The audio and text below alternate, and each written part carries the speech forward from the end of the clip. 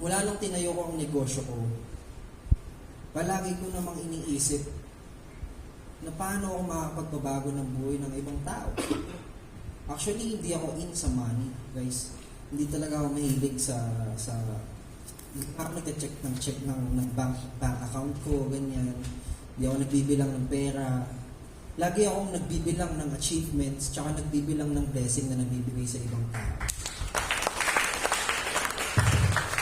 So para sa akin, kung gusto mo talagang magbago yung buhay mo, kailangan mong matutunan na tingnan mo muna yung buhay ng ibang tao, tapos i-check mo ano yung value o blessing na kaya mong ibigay sa kanila. Kasi doon lang magsisimula talagang magbago ang buhay mo, I swear.